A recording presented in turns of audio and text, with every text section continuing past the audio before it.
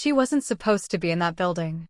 That's the part that keeps replaying, not the cold marble floors, not the silence so complete it had weight, not even the man standing at the far end of the corridor like he'd been carved from the darkness itself.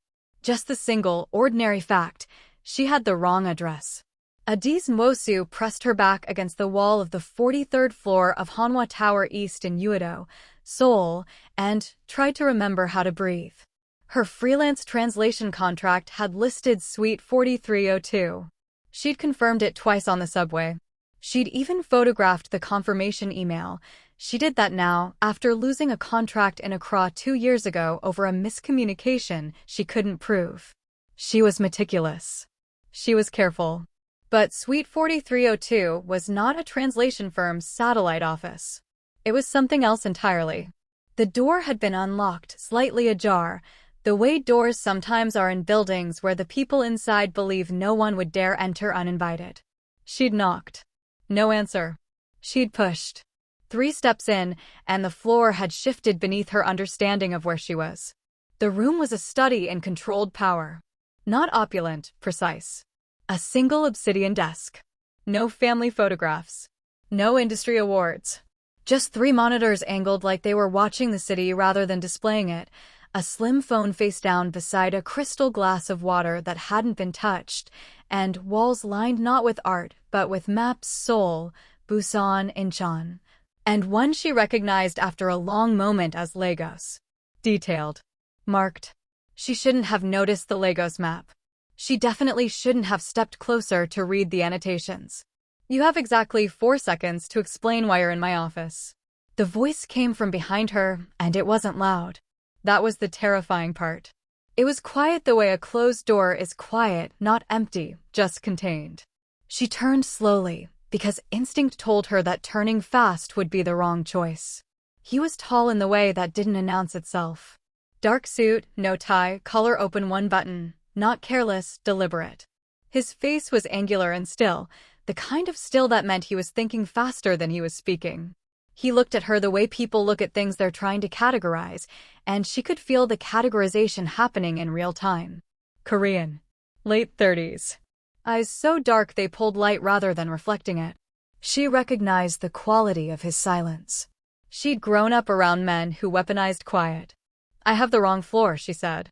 Her voice was steadier than she deserved. "Suite 4302, I was told it was Han Pacific Translation Services." Something shifted in his expression. Not softening. More like recalculation. "Han Pacific is on 41, he said. "Then someone gave me incorrect information." Clearly. He didn't move. Neither did she. The space between them held approximately 8 feet and approximately 40 years of different lives, and for 3 full seconds, neither of them decided what those things meant. "Your name," he said. Not a question. She considered refusing. Considered it seriously, for the half-second that felt like an entire argument with herself. "Adiz Nwosu. I'm a certified Yoruba English-Korean interpreter. I have an appointment downstairs at 2 o'clock. It's currently 2:14. She almost smiled. Almost. The elevator was slow. He looked at her for a moment longer than necessary. Not in a way that made her feel exposed, in a way that made her feel documented. Like he was memorizing something he hadn't decided the use of yet. "Floor 41, he repeated. "Take the stairs. The second elevator bank has a 17-second delay on this floor." Then he walked past her to his desk, sat down, and turned to his monitors as though she had already left. She left. In the stairwell, descending toward 41, Adiz pressed her palm flat against the cold metal railing and told herself to stop thinking about the Lagos map. Stop thinking about the annotations. Stop thinking about the fact that 2 of the marked locations were within 3 kilometers of her mother's neighborhood in Seoul. She told herself all of that. She didn't stop thinking about any of it. The translation appointment was real, at least. Han Pacific was a legitimate firm. She'd verified their registry before accepting the contract. 2 hours of consecutive interpretation for a trade delegation meeting between a Korean agricultural consortium and a Nigerian export board. Standard work. Good money.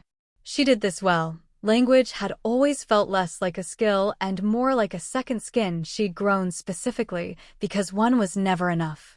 She was good at her job precisely because she listened past the words. Tone. Hesitation. The way a speaker's cadence changed when they were overstating confidence. She caught things that native speakers missed because they were too close to their own language to hear. Its texture. That afternoon, she caught something else. Midway through the delegation meeting, a junior aide entered the conference room and passed a folded note to the lead Korean representative, a man named Shin Di-cheol, 50s, with the aggressive posture of someone who had never been told no and found the concept philosophically offensive. Shin read the note. His expression didn't change, but his left hand, resting on the table, curled slowly inward until the knuckles whitened. Nobody else noticed. Adiz kept interpreting, but she filed it. After the session, gathering her things in the hallway, she became aware that someone was watching her from the far end of the corridor. She looked up and found a man she didn't recognize, young, early 20s, sharp-dressed, with the careful blankness of someone trained to observe without appearing to. He held her gaze for exactly 1 second, then looked away. She took the stairs. On the 43rd floor, as she'd passed earlier, there had been no nameplate on the door of Suite 4302. She knew enough about Seoul's financial district to know what that usually meant. On the subway back to her apartment in Mapo, she opened her phone and searched what she remembered of the desk's configuration, the map annotations, the particular way the room had been arranged to minimize entry angles and maximize sight lines to the door. She searched for the building's tenant registry. Suite 4302 was listed under a holding company called Chongmok Capital Partners. Registered 18 months ago. No public-facing executive profile. No social presence. No press. She closed the search. Some doors, she told herself, you step through by accident. The smart ones, you don't open again. She didn't open it again. But it opened for her. If this story already has you leaning forward, you're exactly who this channel was made for. Subscribe, because the people who find us by accident are usually the ones who stay on purpose. 3 days later, Adiz received a second contract from Han Pacific. This one was different. The brief was thin, a single paragraph, a 2-day engagement, generous compensation that crossed the line from professional into something she didn't have a clean word for. The client was listed as Chongmok Capital Partners. The location, Hanwha Tower East. She read it twice. Then she called her contact at Han Pacific, a woman named Park Ji-yeon, efficient and unfailingly pleasant, who had been matching her with contracts for 8 months. Ji-yeon SSI. The Chongmok brief. Yes, they specifically requested you. By name. Adiz absorbed that. Why? A brief pause. They said your interpretation during the agricultural session was observed, and they have a need for someone with your specific language profile. Yoruba, English, Korean, and they mentioned conversational Igbo. Functional Igbo. Not certified. They said functional was sufficient. She looked out her window at the Han River glinting dull silver in the morning overcast. The city breathed around her, Mapo's low-rise density giving way to the towers of Uedo across the water, the whole skyline a reminder that Seoul was built in layers, and most of the interesting ones were underground. What's the nature of the engagement? She asked. Private advisory sessions. No further detail provided. She should have said no. She said she'd confirm by end of day. She confirmed by end of day. The man's name, she learned from the Han Pacific intake form, was Cha Min-jae. No title listed. No corporate biography. The form identified him only as principal client with a contact routed through a third-party administrative email.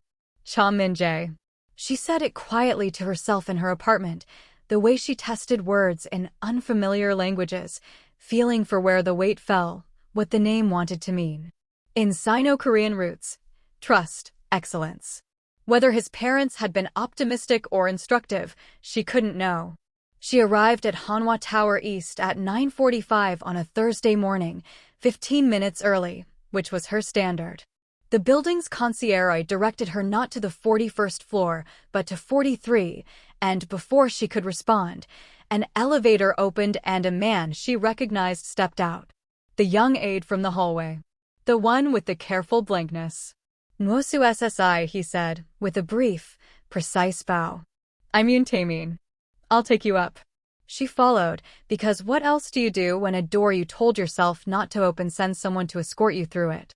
In the elevator, she said, you were watching me on Tuesday. Taemin looked forward. I was making sure you exited the building safely.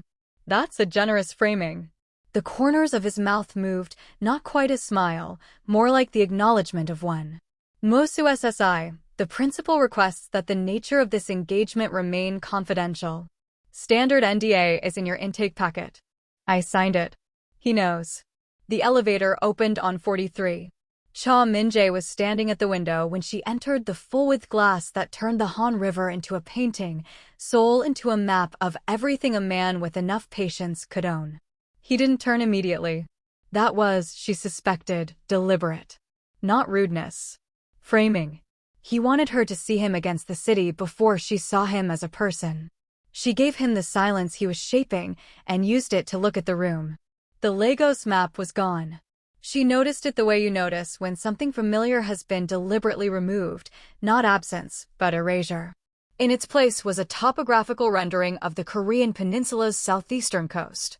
The monitors were dark.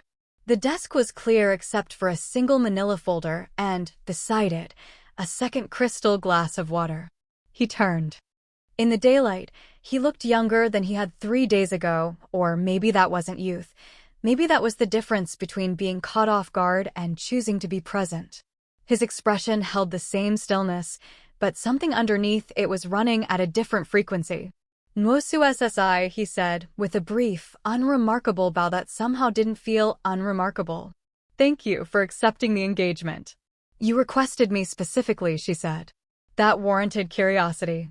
He gestured to the chair across from his desk. Please. She sat. He sat. The folder between them didn't move. I have a meeting on Friday evening, he said. 6 participants. 3 speak only Korean. 2 speak only English. 1 speaks Yoruba and French, no Korean, limited English. He paused. I need interpretation that doesn't lose subtext. Most interpreters translate language. I need someone who translates intent. She studied him. What's the meeting about? Infrastructure investment in West Africa. Specifically a port development agreement in Rivers State. Nigeria. Yes. She leaned back slightly, the way she did when she was deciding how honest to be. Rivers State port development has been a contested space for a decade. Whoever the Yoruba-speaking participant is, they're likely representing an interest that has been structurally excluded from previous agreements. They'll be reading every word for signs of whether this room is different from the last one. Cha Min-jae looked at her steadily. Yes, that's not standard interpretation work. No, that's diplomatic mediation. Adjacent, at least. I'm aware of what I'm asking. She considered the folder. Considered him. Considered the Lagos map that used to hang on that wall, and the fact that it wasn't hanging there anymore, and the fact that she'd noticed its absence before she'd consciously decided to look for it. Double the rate in the intake packet, she said. And I want full briefing materials on all 6 participants 24 hours before the meeting. Something moved through his eyes.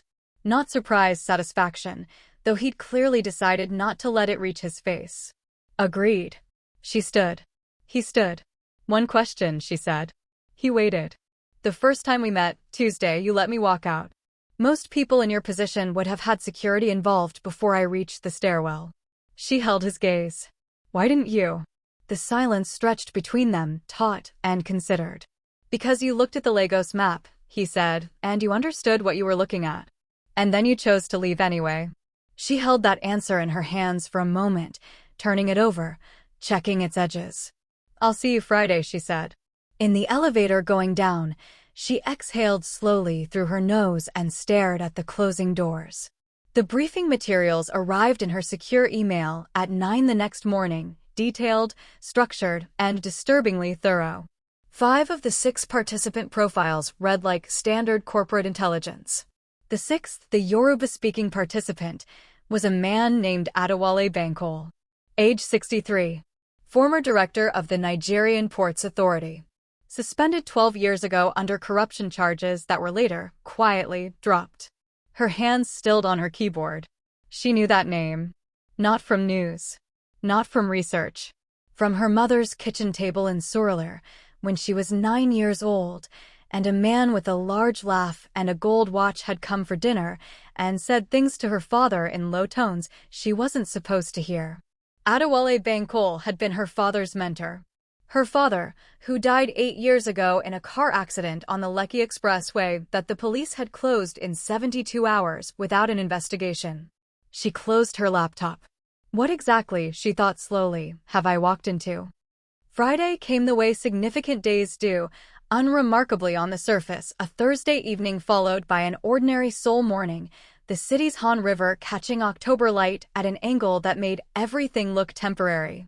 Adiz spent the morning reviewing her notes, building a parallel lexicon of technical port development terminology in all 4 required languages, annotating cultural register shifts she'd need to manage in real time. She was professional about it. She was thorough. She was also terrified, and she made space for that too, because ignoring fear had always seemed to her a failure of intelligence rather than an act of courage. She arrived at Hanwha Tower East at 5:15. Taemin met her in the lobby without being summoned, which meant someone had been watching the entrance camera.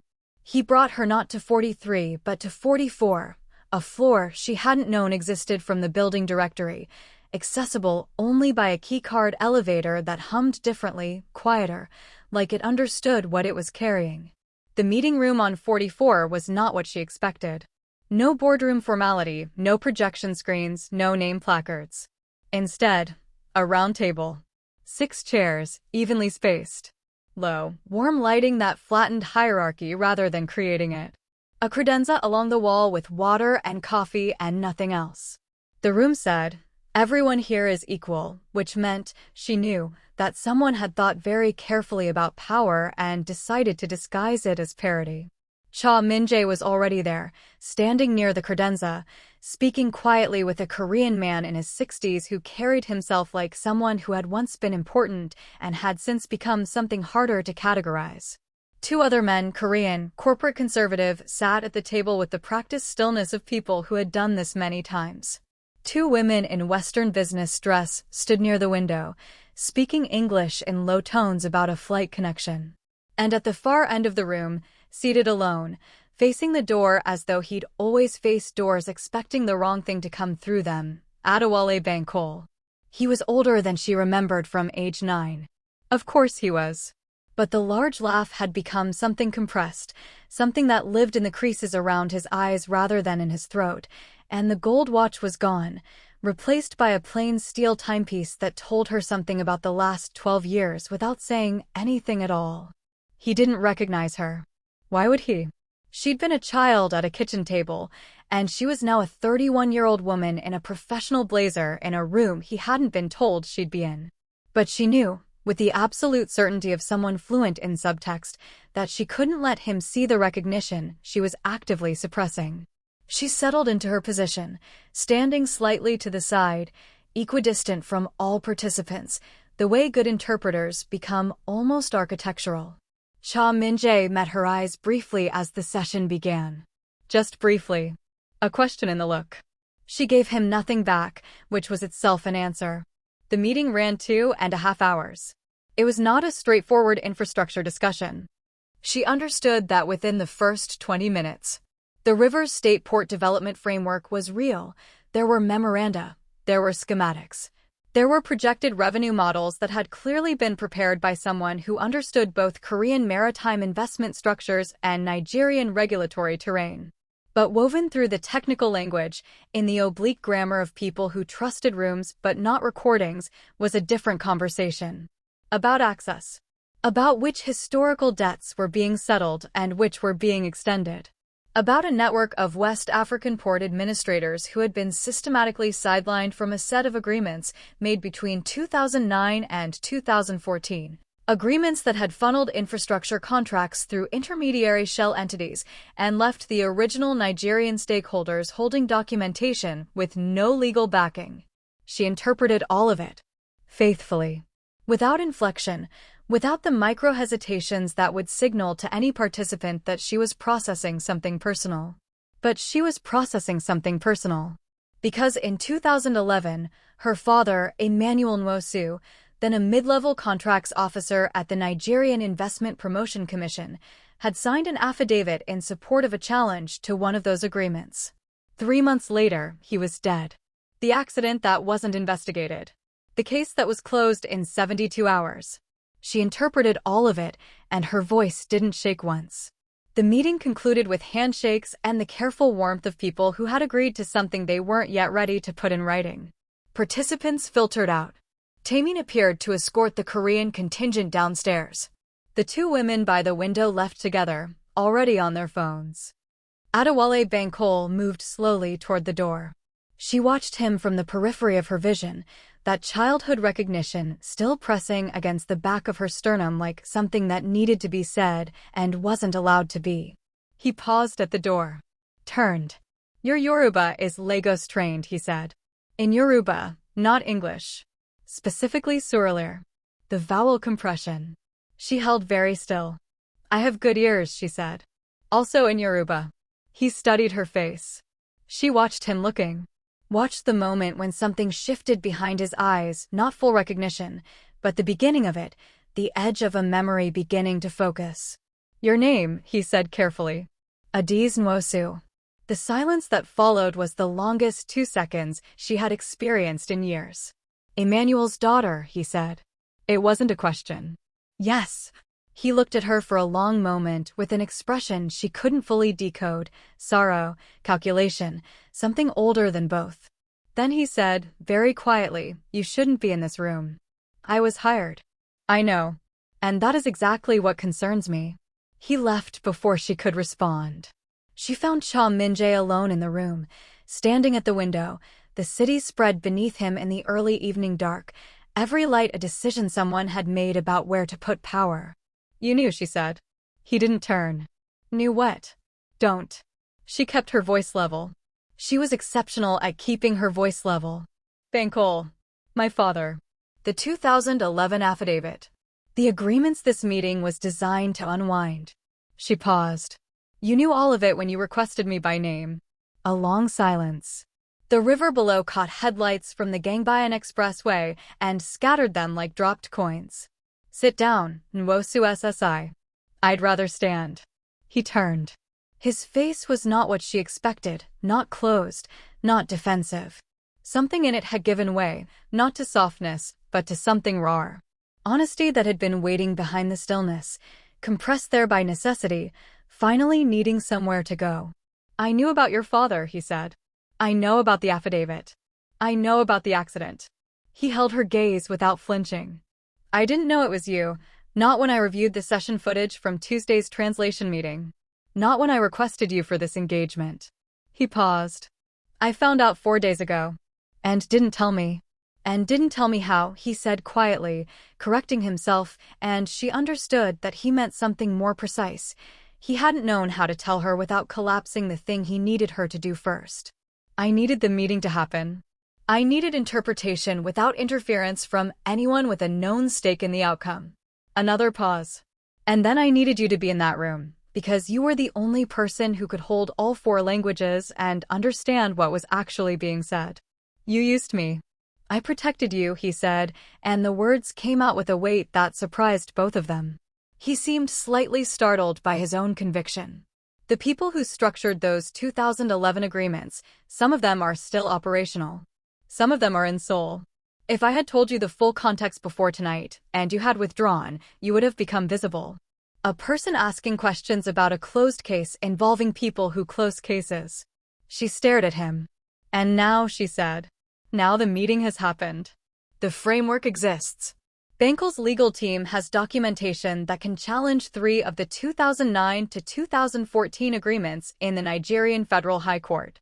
He looked at her steadily. Your father's affidavit is part of that documentation chain. His name will be attached to the challenge. What he signed will finally mean what he intended it to mean. The room felt very quiet. Outside, Seoul continued its evening without them, the expressway's river of lights, the towers of Uido burning in the dark, the Han moving beneath all of it, unimpressed by any of the things humans built along its banks. Why? She asked. The question she'd been building towards since Tuesday, since the wrong floor, since the unlocked door. Why any of this?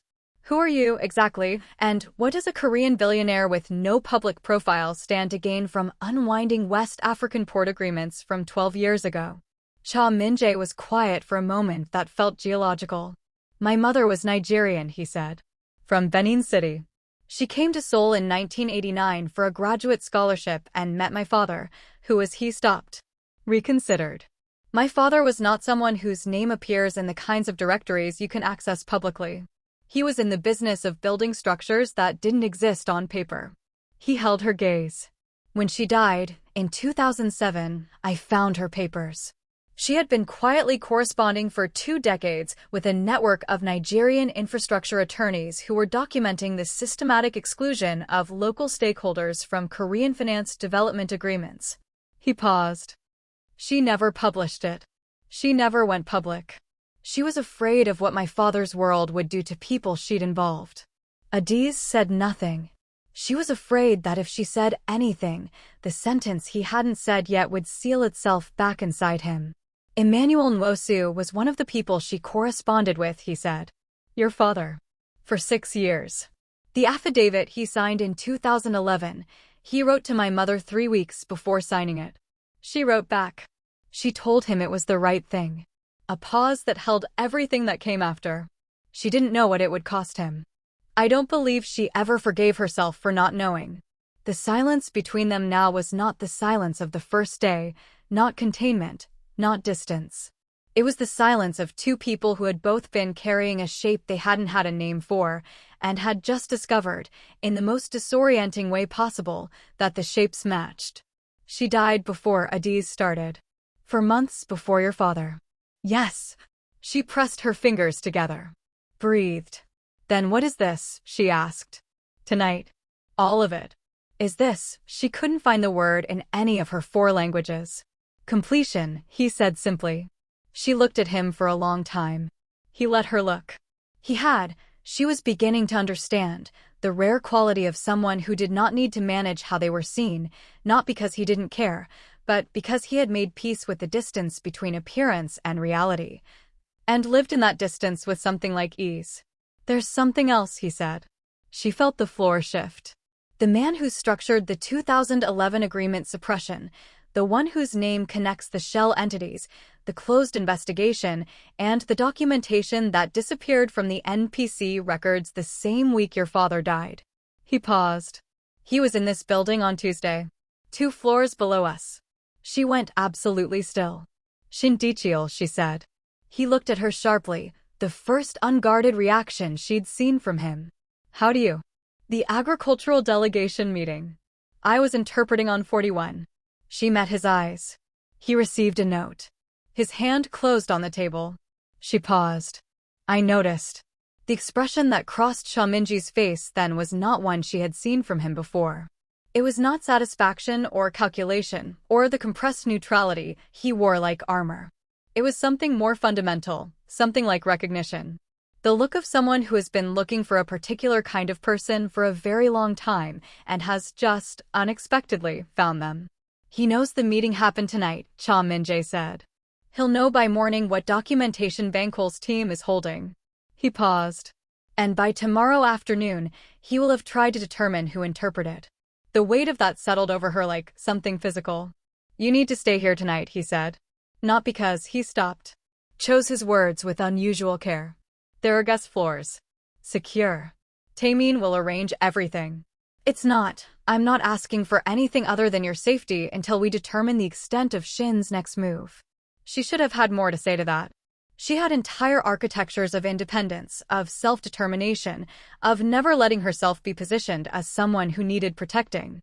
She had carried those structures for 8 years, since the morning her mother called and said the words your father in a tone that meant the past tense had just come for everything. One night, she said. One night, he agreed. She turned toward the window and looked at the city below, and for the first time in 8 years, the shape of what had happened to her father, that closed, airless, wrong-shaped grief, felt like it might have a door in it. She didn't open it yet, but it was there. And someone had left the lights on inside. What she didn't know, standing at that window, was that 3 floors below, in a car idling on the Uedo Riverside Access Road, a man in a gray overcoat was holding a photograph taken by a building security camera, her face, clear and time-stamped, entering Hanwha Tower East on a Tuesday afternoon with the wrong address in her hand. And on the back of the photograph, in small, unhurried handwriting, was a single sentence. Find out who she is. Speech balloon, here's what I need you to sit with. Adiz walked into that building because of a wrong address, but was it really an accident? Or did the city, the grief, the unfinished story of her father's life, pull her exactly where she was always supposed to end up? And if the people who silenced her father now know her name, how far does someone go to finish what a parent started?